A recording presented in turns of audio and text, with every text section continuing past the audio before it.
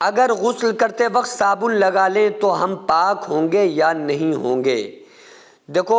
عام طور سے لوگ صابن لگاتے ہیں جب وہ غسل کرتے ہیں، نہاتے ہیں، اور نہانے کی بھی کئی قسمیں ہیں، تو اس میں جو اگر آپ پاکی کے لیے نہا رہے ہیں اور طہارت حاصل کرنے کے لیے نہا رہے ہیں تو اس میں آپ کو چند باتوں کا ضرور خیال رکھنا پڑے گا، ورنہ آپ پاک نہیں ہو سکتے، آپ کتنا بھی غسل کر لیں، کتنا بھی نہا لیں۔ دیکھو، ایک تو وہ نہانا ہوتا ہے کہ بندہ پاک ہے اور ایسے ہی اس نے ثواب کی نیت سے، جمعے کے دن آ گیا تو ثواب کی نیت سے نور علی نور کے لیے، ایسے ہی اس نے خشوع خضوع کے لیے غسل کر لیا، تو اگر اس میں وہ غسل اس کا نہیں بھی ہوا تو آلریڈی وہ پاک ہے، اس کے اوپر کوئی گناہ نہیں، اس کی عبادتیں نمازیں قبول ہوں گی۔ لیکن اگر کوئی بندہ ناپاک ہے، کوئی بندہ نجس ہے، پھر وہ غسل جنابت اگر کوئی بندہ کر رہا ہے تو اس کے لیے چند باتوں کا خیال رکھنا اس کو بہت ضروری ہے۔ اگر وہ پاک ہی نہیں ہوگا تو اس کی ساری عبادتیں، ساری ریاضتیں، ساری نمازیں حقارت چلی جائیں گی، برباد چلی جائیں گی، اور اس کا کوئی عمل قبول نہیں ہوگا۔ تو غسل میں جو بیسک چیزیں ہیں آپ ان کو سمجھ لیجئے۔ غسل میں 3 فرائض ہیں۔ نمبر 1، منہ بھر کے کلی کرنا۔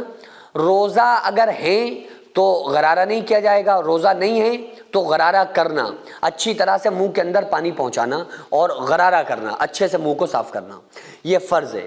دوسرا فرض ہے ناک کی نرم ہڈی تک پانی پہنچانا، پانی لینا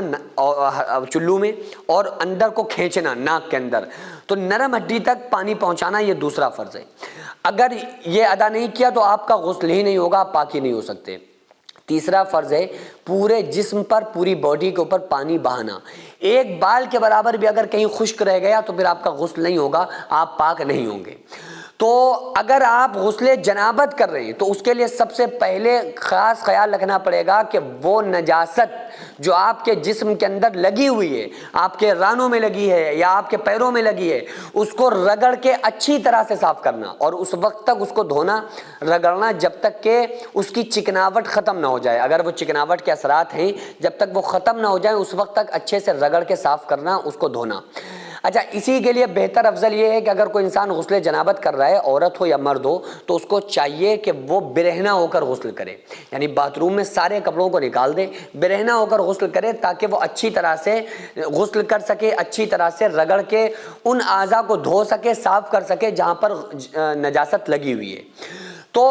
3 فرض جو میں نے آپ کو بتائے، یہ فرائض ادا ہو گئے تو آپ کا غسل ہو گیا۔ بعض لوگ یہ سمجھتے ہیں، انہیں انزائٹی کا شکار ہو جاتے ہیں، انہیں 1 گھنٹہ نہانے کے بعد بھی لگتا ہے ارے پتہ نہیں پاک ہوئے نہیں ہوئے، یہ ہوا نہیں ہوا۔ بس آپ فوکس کر لو منہ بھر کے کلی کرنے پہ، روزہ ہے تو غرارہ نہیں کیا جائے گا ورنہ غرارہ کرنا، دوسرا ناک کی نرم ہڈی تک پانی پہنچانا، تیسرا سارے جسم پہ پانی بہانا۔ 1 بال کے برابر بھی سوکھا رہے گا تو غسل نہیں ہوگا، یہ آپ کر لو، باقی ساری ٹینشن آپ دل سے نکال دو، دماغ سے ختم کر دو کہ غسل ہوا نہیں ہوا، آپ سوچو بس ہو گیا، جب شریعت نے مان لیا تو ہو گیا۔ لیکن اگر بال بڑے ہیں تو بالوں کے اندر پانی کو کھپانا ناخنوں کے ذریعے سے، یہ بھی ضروری ہے، کیونکہ تیسرے فرض میں آتا ہے کہ اچھی طرح سے پورے جسم پر، باڈی پر پانی بہانا۔ اب اگر کسی نے صابن کا استعمال کر لیا، صابن لگانے سے کیا ہوتا ہے کہ اگر وہ انسان غسل جنابت کر رہا ہے تو اس میں بعض مرتبہ ایسا ہوتا ہے کہ آپ نے صابن لگایا تو صابن کی چکناوٹ آپ سمجھ رہے ہوتے ہیں، لیکن ہوتا یہ ہے کہ وہ چکناوٹ نجاست کی ہوتی ہے۔ تو بہتر ہے کسی ایسے صابن کا استعمال کریں جس میں بہت زیادہ چکناوٹ نہ ہوتی ہو، کہیں ایسا نہ ہو کہ اس